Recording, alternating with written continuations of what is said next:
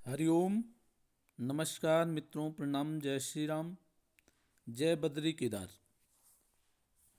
मित्रों, एक बार पुनः आपका स्वागत करता हूँ श्री शिव शक्ति आध्यात्मिक चैनल पर, जहाँ पर कि मैं आपको ज्योतिष से संबंधित, अध्यात्म से संबंधित छोटी छोटी और महत्वपूर्ण जानकारियाँ उपलब्ध कराता हूँ। आज जो चर्चा करूँगा मैं, एक महत्वपूर्ण विषय, ऐसे व्यक्तियों के बारे में बताऊंगा जो कि हतोत्साहित शीघ्र हो जाते हैं और गलत कदम उठाने में भी हिचकते नहीं हैं, अर्थात आत्महत्या जैसे। तो ऐसे लोगों के बारे में सूक्ष्म जानकारी दूंगा। तो वीडियो प्रारंभ करने से पहले आपसे निवेदन है, चैनल को सब्सक्राइब अवश्य करें, वीडियो को अंत तक देखें और यदि आपको सुंदर लगे इसके लिए शेयर भी करें, अन्य लोगों तक भी पहुंचाएं। साथ साथ में मित्रों लाइक और कमेंट भी अवश्य करें।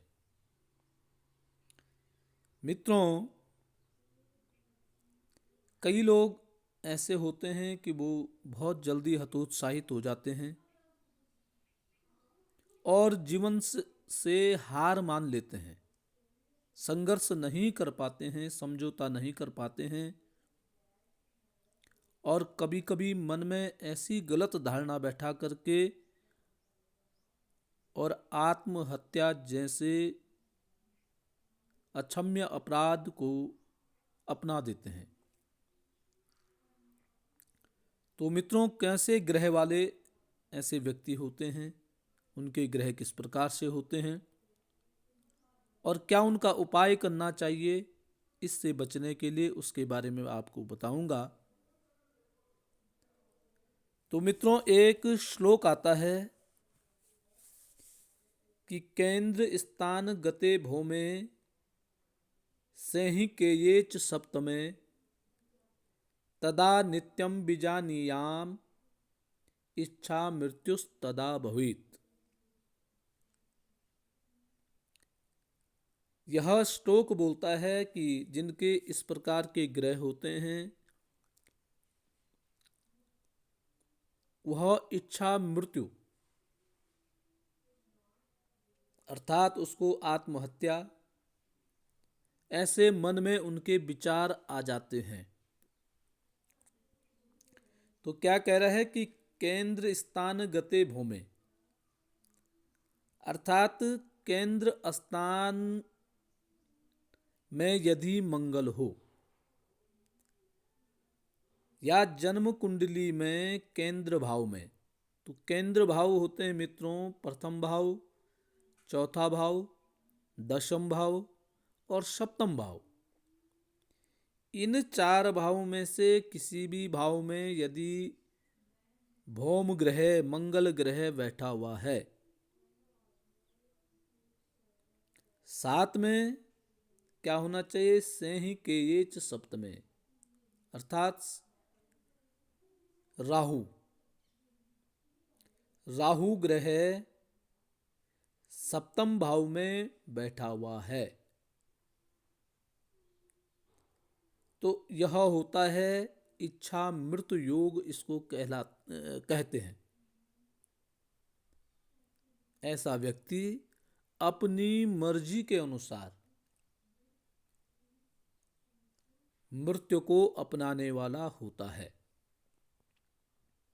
अर्थात इस योग में उत्पन्न जातक, जिस व्यक्ति का ऐसा योग होता है वह अपनी इच्छा से मृत्यु को ग्रहण कर देता है,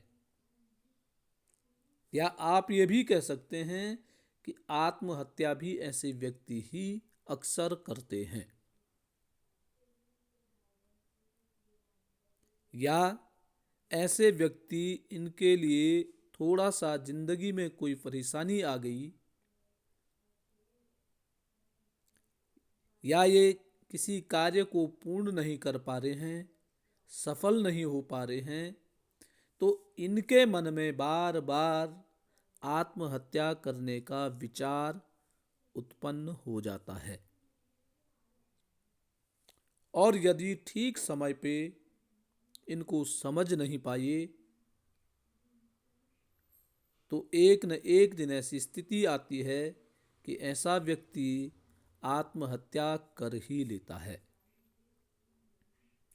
तो ये था योग। अब मित्रों, इसका उपाय क्या है? उपाय के बारे में करेंगे कि यदि केंद्र भाव में 1, 4, 7, 10 ऐसे भाव में यदि मंगल जिसका भी हो,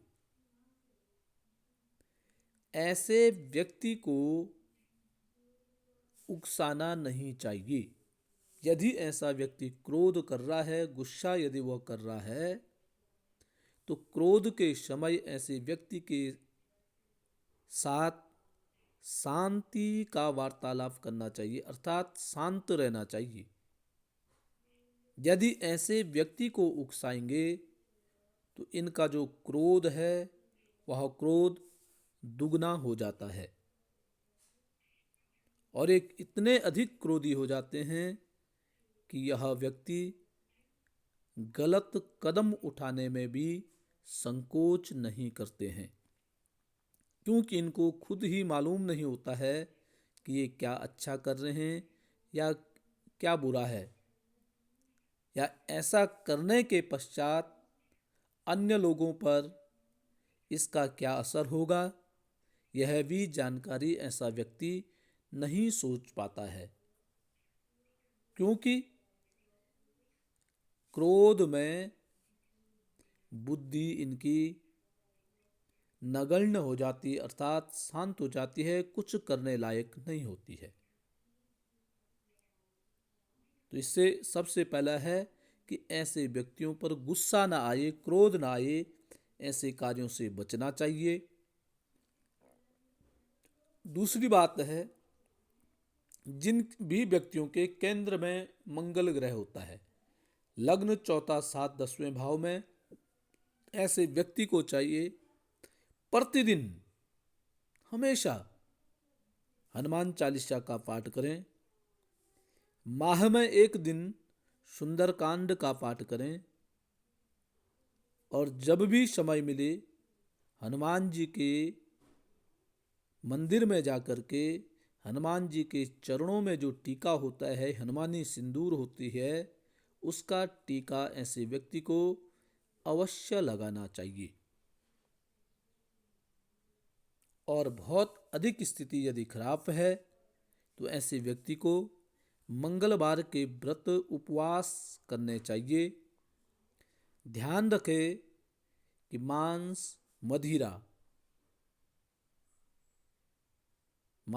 मदिरा का सेवन ऐसे व्यक्ति को नहीं करना चाहिए। पहले तो कभी न करें, यदि असंभव है तो मंगलवार, शनिवार और बृहस्पतिवार, इन 3 बारों को कदापि कैसी भी परिस्थिति बन जाए मांस मदिरा का सेवन ऐसे व्यक्ति को कदापि नहीं करना चाहिए। अब सप्तम भाव में यदि राहु किसी का है तो मित्रों, सप्तम भाव में जिन व्यक्तियों का राहु है उनको भगवान शंकर का पूजन करना चाहिए। प्रत्येक दिन भगवान शंकर को जल चढ़ाएं और शिवजी के मंदिर में सेवा इत्यादि भी करके ऐसे व्यक्तियों की मानसिक शांति प्राप्त हो सकती है। तो मित्रों, ये था आज की जानकारी। तो आज के लिए मित्रों इतना ही। कल पुनः किसी नई जानकारी के साथ आपके सामने प्रस्तुत होऊंगा। तब तक के लिए नमस्कार, प्रणाम, जय श्री राम, जय बद्री केदार।